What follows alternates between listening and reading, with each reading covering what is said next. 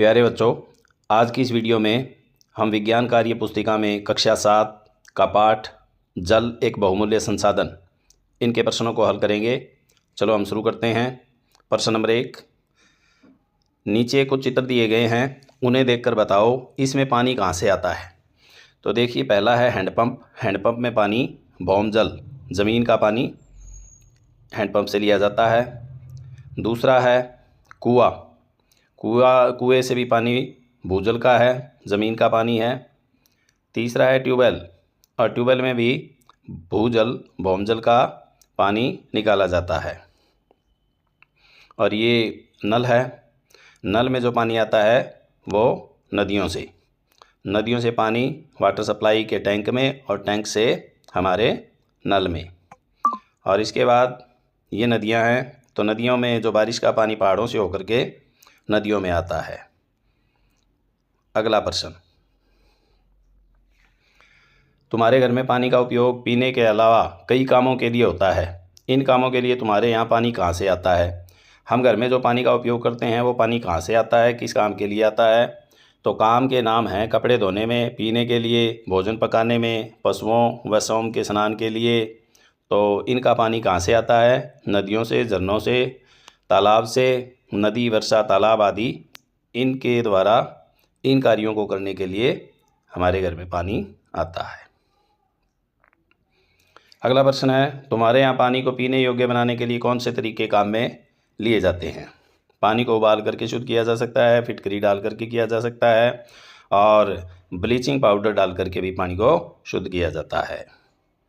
अब आगे इस चित्र को देखिए। इस चित्र में एक लड़का पानी का नल खोल करके लगातार नहा रहा है, तो ये पानी को वेस्ट कर रहा है। और दूसरे चित्र में एक महिला खाना पका रही है, जो सही ढंग से नल को उसका कंट्रोलर पकड़े हुए है, तो जितना पानी यूज़ होता है उतना यूज़ करेगी, तो ये सही कार्य कर रही है।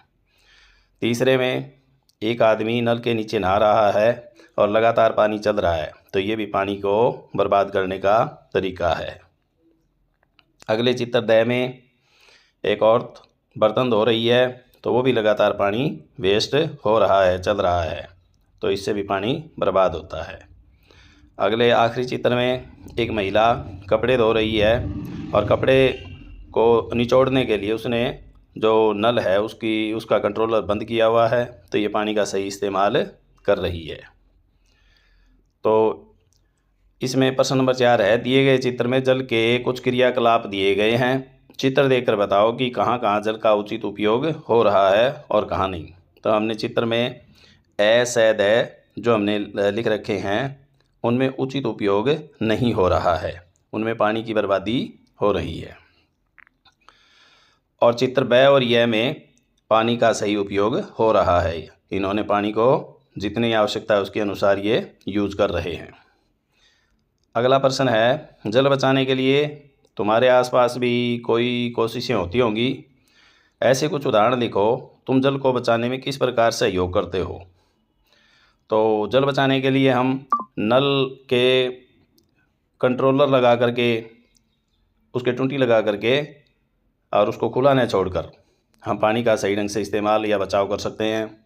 जल रिसाव को, कहीं वाटर सप्लाई का या पाइपलाइन में कोई रिसाव हो तो उसको बंद करके, घर से निकलने वाले जल को पौधों, पार्क, बगीचों आदि में उनका उपयोग करके, तो इस तरीके से पानी को सही तरीके से इस्तेमाल किया जा सकता है। अगला प्रश्न है, सोचकर बताओ। यदि गमले में लगाए गए पौधों को कुछ दिन तक पानी नहीं मिलेगा तो क्या होगा। बिना पानी के पौधे सूख जाएंगे। यदि तुम्हारे मोहल्ले में 2-3 दिन तक बिल्कुल पानी न आए तो तुम कौन कौन से काम नहीं कर पाओगे। पानी के बिना ना नहाया जाएगा, ना कपड़े धो सकते, पशुओं को पिलाने, उनको नहलाने में, पीने के लिए पानी की समस्या होगी, साफ़ सफाई आदि में भी दिक्कत आएगी। यदि तुम्हें खाना खाने के बाद पानी नहीं मिले तो तुम्हें कैसा महसूस होगा। पानी शरीर के लिए बहुत ज़रूरी है, खाना पचाने में भी सहायक है, खाने को तरल करता है। बिना पानी के कोई जीवित नहीं रह सकता, पानी बहुत ज़रूरी है। गर्मियों के दिनों में जब तापमान अधिक होता है और हम गर्मी का अनुभव करते हैं तो हमारी त्वचा से पसीना क्यों निकलता है। जब शरीर का तापमान सामान्य से अधिक होता है तो शरीर के तापमान को नियंत्रित करने के लिए पसीना आता है ताकि तापमान नियंत्रित हो। अगला प्रश्न है, गर्मी के मौसम में हमें बार बार प्यास क्यों लगती है? गर्मी में पसीना आने के कारण पानी की कमी होने लगती है शरीर में, तो हमें बार बार प्यास लगती है। पानी की पूर्ति करने के लिए प्यास लगती है। जल चक्र के चित्र को देखकर बताओ कि इसमें कौन कौन सी क्रिया हो रही है। तो ये जल चक्र का चित्र दिया हुआ है। नीचे जो नदी नाले समुद्र है वहाँ से पानी वाष्पीकृत होकर के वाष्पन द्वारा ऊपर जाता है और फिर वहाँ पर बादल बनते हैं। संघनित होकर के जलवाष्प बादल में परिवर्तित हो जाते हैं और फिर जब और ठंड होती है तो वो जलवाष्प पानी की बूंदों में संघनित होकर के बारिश के रूप में वापस बरसते हैं। तो इस तरीके से जल चक्र पूर्ण होता है। तो ये क्रियाएं बतानी है, वाष्पन, वाष्पोत्सर्जन, संघनन, वर्षण, वर्षा। तो ये जल चक्र में ये प्रक्रिया हो रही है। इसके बाद में यह तो तुम जानते ही हो कि बादल बरसते हैं। सोचकर बताओ कि वर्षा होने के लिए बादल में पानी कहाँ से आता है? समुद्रों और पृथ्वी से जो पानी वाष्पित होकर के एवं वाष्पोत्सर्जन द्वारा बादल बनते हैं और फिर वही बादल संघनित होकर के ठंडे होकर के बरसते हैं। तो इस तरीके से पानी आता है। अगला है, चित्र को देखकर जल चक्र को समझिए और जल समुद्र से होकर वापस समुद्र में कैसे पहुंचता है। तो ये मैंने अभी इसमें बताया था चित्र में कि किस तरीके से समुद्र से वाष्पीकृत होकर के वाष्पन द्वारा बादल बनते हैं, फिर संघनित होकर के वर्षा होती है, फिर वापस समुद्र में पहुंच जाता है। तो यही इसमें उत्तर है। समुद्र का पानी वाष्पन द्वारा ऊपर उठता है, ठंडा होकर संघनन द्वारा बादल बनते हैं, फिर वर्षा होती है और यह प्रक्रिया चलती रहती है। प्रश्न नंबर 8 है, पानी में अगर बर्फ़ डालें तो बर्फ़ तैरती ही रहती है, क्यों? पानी में बर्फ़ डालें तो बर्फ़ तैरती रहती है क्योंकि बर्फ़ का घनत्व है वो पानी से कम होता है, इसलिए बर्फ़ पानी पर तैरती है। सभी जीवों को सांस लेने के लिए ऑक्सीजन की आवश्यकता पड़ती है। जल में रहने वाले जीवों को ऑक्सीजन कहाँ से मिलती है?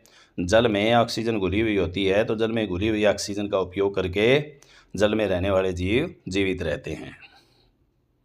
तुम्हारे यहाँ नदी, तालाब, कुएँ आदि के पानी के बारे में पता करो कि उनमें पानी कैसा है। तो इनमें पानी मीठा होता है, पीने और नहाने योग्य होता है। अगला है, निम्न कथनों को पढ़कर सही गलत के निशान लगाओ।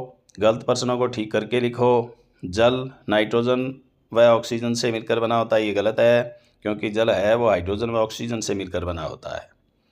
समुद्री जल खारा होता है क्योंकि उसमें कई लवण घुले रहते हैं, ये सही है, समुद्र का जल खारा होता है। अगला है, विभिन्न पदार्थों की जल में घुलनशीलता एक समान होती है, ये गलत है क्योंकि विभिन्न पदार्थों की जल में घुलनशीलता है वो अलग अलग होती है। बर्फ़ जल से भारी होती है, ये गलत है, बर्फ़ जल से हल्की होती है इसलिए वो पानी पर तैरती है। जल की अवस्था परिवर्तन के दौरान ऊर्जा का आदान प्रदान होता है, ये सही है। जब वाष्प से पानी बनता है, पानी से बर्फ़ बनती है, तो उसमें और बर्फ़ से जब पानी बनता है, पानी से वाष्प बनती है, तो उसमें ऊर्जा का आदान प्रदान होता है। प्रश्न नंबर 11 है, तुम्हारी पाठ्य पुस्तक में जो क्रियाकलाप है 16.2 उसको ध्यान से पढ़ो और निम्न प्रश्नों के जवाब दो।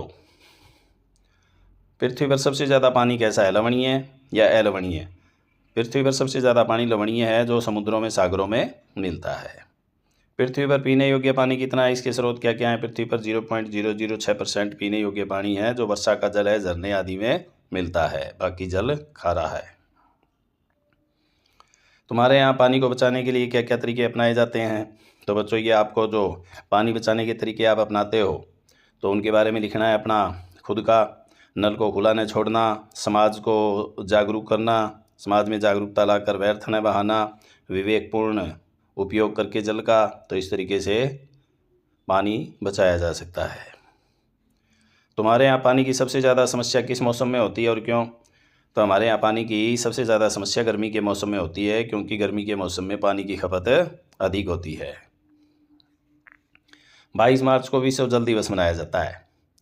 तो इस दौरान पानी को लेकर खबरें आती है, इन खबरों को तुम काट कर किसी कागज़ पर चिपकाओ, इन खबरों को पढ़ो और बिंदुवार लिखो कि इनमें प्रमुख बातें क्या कही गई है। जब 22 मार्च को विश्व जल दिवस मनाया जाता है तो उस वक्त जल दिवस के ऊपर, जल बचाने के ऊपर बहुत सी बातें अखबार में, न्यूज़ चैनल पर, मीडिया में आती है।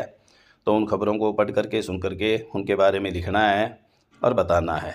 तो उनमें आप क्या लिख सकते हैं?